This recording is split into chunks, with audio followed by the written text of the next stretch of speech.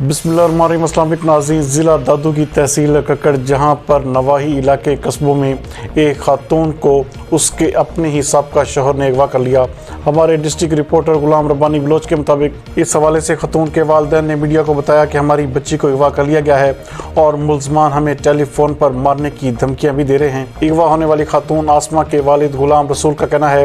کہ P S قصبوں کے انچارج ایس ایچ او اکبر پہور ملزمان کے ساتھ ملوث ہیں اور بھاری رشوت کے عوض یاسین، ولد احمد بروہی، شریف بروہی، حنیف بروہی، ریاض لغاری اور کالیہ لغاری کو آزاد کر دیا گیا ہے اور الٹا ہمارے اوپر ہی مقدمہ درج کرنے کی دھمکیاں دے رہے ہیں۔ مزید انہوں نے اعلیٰ حکام chief justice of Pakistan S S P Dadu Ijaz Ahmed Shaikh سے فوری نوٹس لینے کا مطالبہ کیا ہے۔ ان کا کہنا تھا کہ ملزمان کو قانون کے کٹہرے میں کھڑا کر کے سزا دی جائے اور ہماری بچی کو آزاد کروایا جائے۔ صحیح مسئلہ ہو اصل میٹری چل ہوئی اگ میں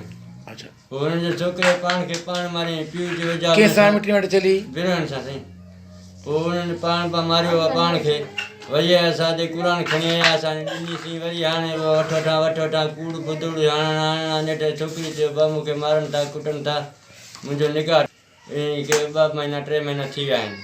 انہوں نے اساں جو لیٹ تو انہی کرے اساں نکاح ٹوڑاسی زوری اغوا کرے ایک کار 3 کلومیٹر تے آیو ہتو چاچے جے گھر ونے پی چھوکری ہتو چھوکرے کے آمنت بروہی یاسین ہاں مرس یاسین مرس تھس ویا بھی رلیل ہس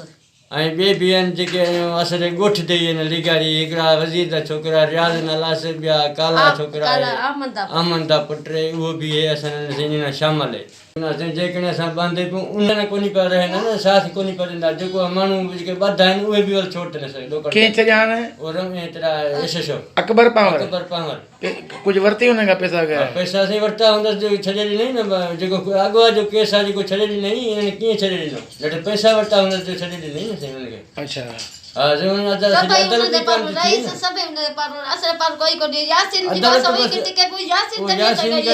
सिराई करण उही ते मथू केस हर